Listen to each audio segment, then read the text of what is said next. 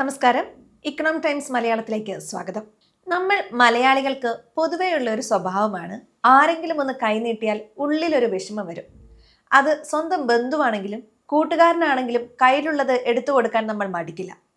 പക്ഷെ ഒരു കാര്യം ആലോചിച്ചിട്ടുണ്ടോ? പലപ്പോഴും നമ്മൾ കടം കൊടുക്കുന്നത് പണമല്ല, നമ്മുടെ തന്നെ സമാധാനമാണ്. പണം തിരിച്ചു ചോദിക്കുമ്പോൾ വില്ലനാകേണ്ടി വരുന്ന അവസ്ഥ, ഫോൺ എടുക്കാത്ത സുഹൃത്ത്, അവസാനം പണം പോയി പണയവും പോയി എന്ന് പറയുന്ന പോലെ തന്നെ ബന്ധവും ഇല്ലാതാകുന്ന അവസ്ഥ. ഇന്ന് നമ്മൾ സംസാരിക്കുന്നത് ഒരാൾക്ക് കടം കൊടുക്കുമ്പോൾ നിങ്ങൾ അറിഞ്ഞിരിക്കേണ്ട കാര്യങ്ങളെക്കുറിച്ചാണ്. നിയമപരമായും മാനസികപരമായും നമ്മൾ എങ്ങനെയൊക്കെ കരുതിയിരിക്കണം എന്ന് നമുക്ക് ഈ വീഡിയോയിലൂടെ നോക്കാം. ആദ്യമേ പറയട്ടെ, പണം കടം കൊടുക്കുന്നത് വെറും ഒരു സഹായമല്ല, അതൊരു വലിയ റിസ്ക് ആണ്. നമ്മൾ ഒരാൾക്ക് പണം കൊടുക്കുമ്പോൾ മിക്കവാറും അത് നമ്മുടെ എന്തെങ്കിലും അത്യാവശ്യത്തിന് മാറ്റിവെച്ചൊരു തുകയായിരിക്കും. ചോദിച്ചയാൾക്ക് ആ നിമിഷം അതൊരു വലിയ സഹായകമായിരിക്കും. പക്ഷേ ആ പണം തിരിച്ചു തരാൻ അയാൾ കാണിക്കുന്ന താല്പര്യം പിന്നീട് കുറഞ്ഞു വരും. ഉണ്ടെങ്കിൽ തരില്ലേ എന്ന ഒരൊറ്റ ചോദ്യത്തിൽ നിങ്ങളുടെ സൗഹൃദം അവിടെ അവസാനിക്കുകയാണ്. നമ്മൾ നമ്മുടെ തന്നെ പണം ചോദിക്കുമ്പോൾ നമ്മൾ വലിയ അല്പനായി മുദ്ര കുത്തപ്പെടും. അവസാനം അയാൾ പണം തിരിച്ചു തരുമ്പോൾ നമ്മളെ ഒരു ഉപദേശം കൂടി കേൾപ്പിച്ചേക്കാം.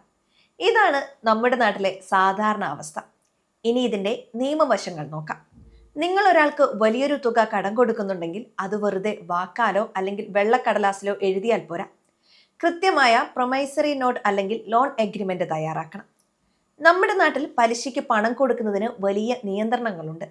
ലൈസൻസ് ഇല്ലാതെ പലിശയ്ക്ക് പണം കൊടുക്കുന്നത് കേരളത്തിൽ വലിയ കുറ്റമാണ്.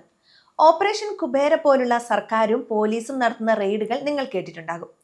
അമിതമായ പലിശ വാങ്ങുന്നതും ആളുകളെ ഭീഷണിപ്പെടുത്തുന്നതും ജയിൽ ശിക്ഷ വരെ കിട്ടാവുന്ന കാര്യമാണ്. അതുകൊണ്ട് സഹായം ചെയ്യുമ്പോൾ അത് നിയമവിരുദ്ധമായ പണമിടപാടായി മാറാതെ നോക്കണം. ബാങ്ക് വഴി പണം കൈമാറുന്നതാണ് എപ്പോഴും നല്ലത്.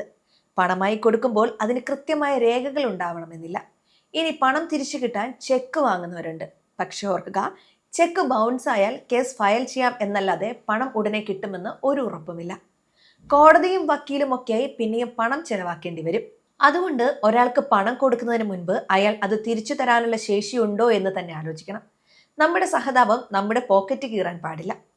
മറ്റൊരു പ്രധാന കാര്യം, നിങ്ങൾക്ക് അടുത്ത മാസമോ ആവശ്യമുള്ള പണമോ അല്ലെങ്കിൽ ലോൺ എടുത്ത് കിട്ടിയ പണമോ മറ്റൊരാൾക്ക് കടം കൊടുക്കരുത്.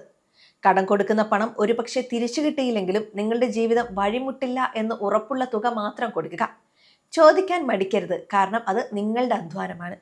ഒരു ബന്ധുവാണെങ്കിൽ പോലും കൃത്യമായൊരു തിരിച്ചടവ് തീയതി നേരത്തെ തന്നെ പറഞ്ഞുറപ്പിക്കുക.